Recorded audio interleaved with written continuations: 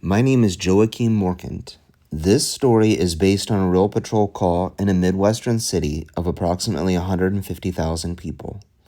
Names, locations, and identifying details have been changed to protect privacy. This is not a statement of guilt, only an examination of behavior, contradictions, and deception as observed during police patrol. I am a patrol officer. This is Lie to Me Patrol.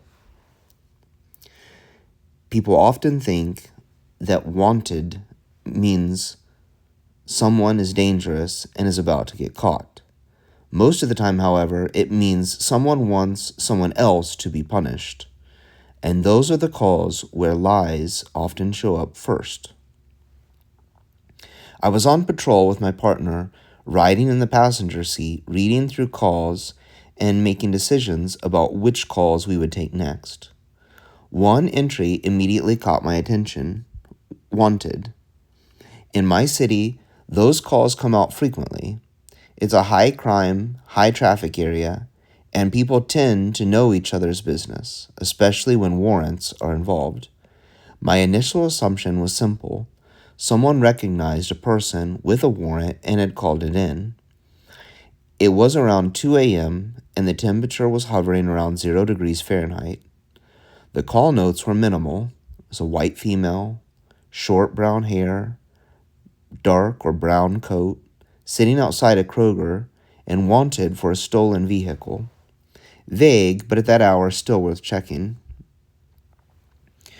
When we pulled into the Kroger parking lot, there were only 2 vehicles present. One was a truck sitting with its lights on. My partner immediately said, "That's probably the caller."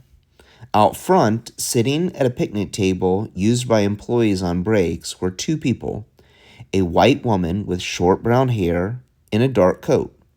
A black male sitting beside her.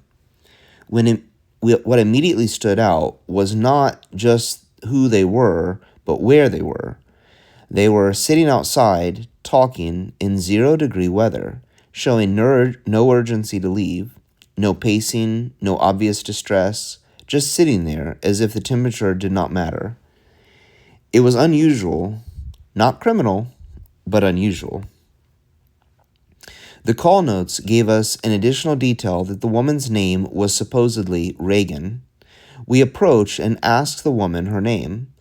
Before she could answer, the man stood up and gave us his name without being asked. That's the first small thing I noticed. We asked if either of them knew someone named Reagan.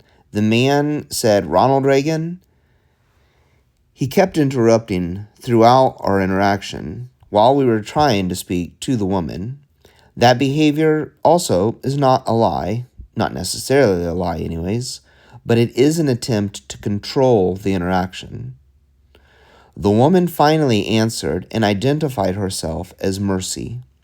At that point, we had nothing. There was no confirmation, no warrant, no reasonable suspicion. So we disengaged. But instead of leaving, we parked across the street and watched the 2 individuals. A few minutes later, the man from the truck drove over to us. He was an older man, around 65 years old, overweight, visibly uncomfortable standing out in the cold. He didn't give his name. He simply said, "I'm the caller." I had already pulled the caller information from the call log. His name, according to the system, was Peter Harlan. He told us the woman we had just spoken with had been living with him, and that he had decided to report her for Grand Theft Auto after she came to the Kroger and met up with another man.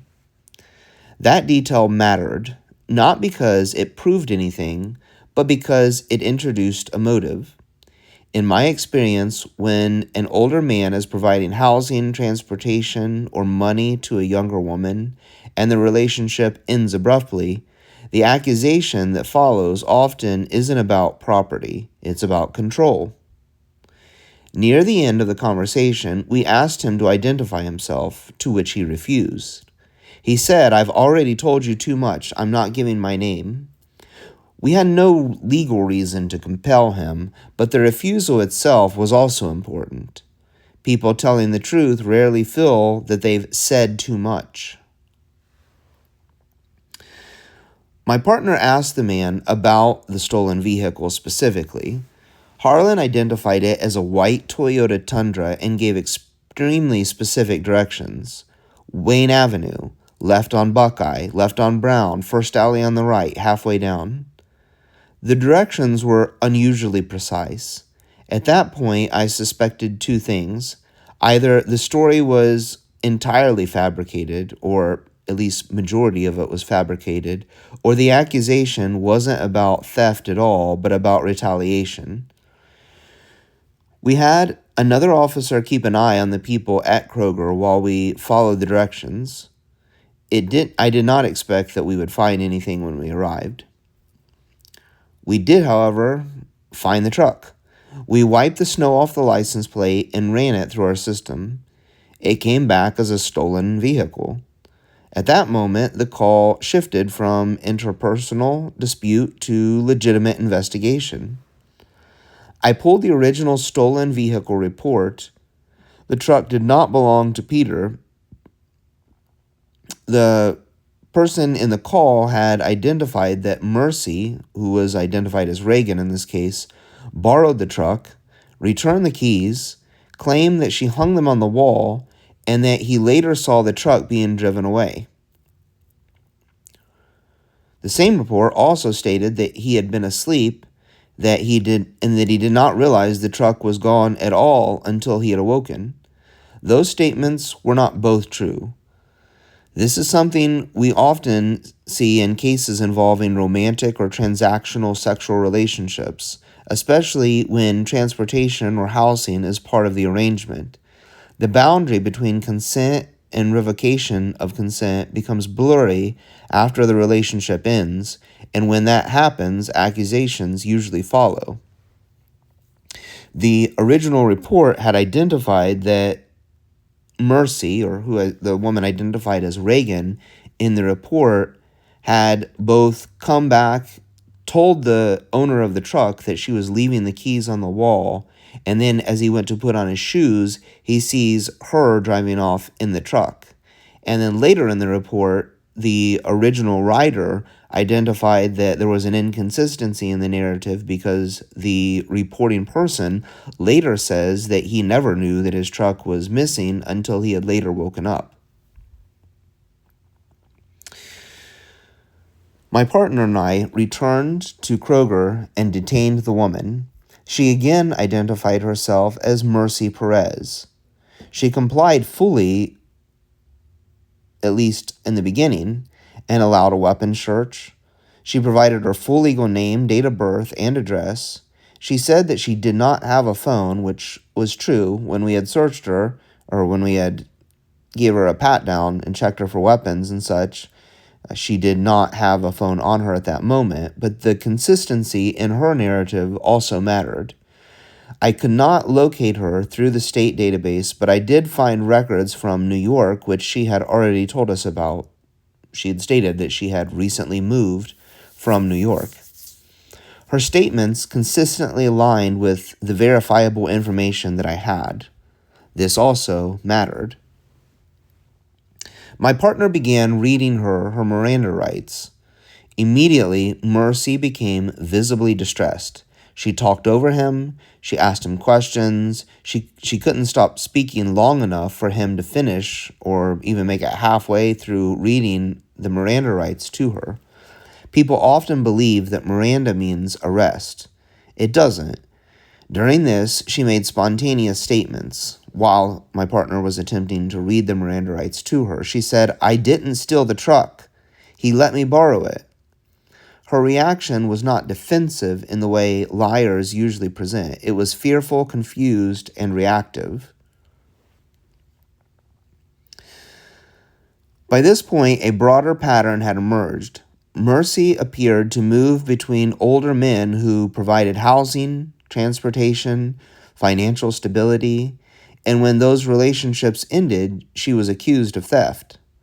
That doesn't make her innocent of every possible offense, but it does matter when determining intent, consent, and probable cause. We had conflicting reports from the original narrative on the report written about the stolen vehicle, an unreliable original narrative, no clear intent to permanently deprive, and a cooperative subject whose story remained consistent. The subject, or the suspect's story in this case, was the only one that had remained consistent. That's not probable cause for grand theft auto or to make an arrest for any other crime. We documented everything, provided detectives with a supplemental narrative, and released Mercy. Not because we knew that she was innocent, but because the evidence did not support making an arrest at that time. The thing about lies is that they don't always come from the subject or from the suspect. Sometimes the lie is the accusation itself. When sex, money, housing, or control are involved, people don't lie to hide crimes. They lie to punish the rejection. If you don't listen carefully, you end up enforcing someone else's resentment.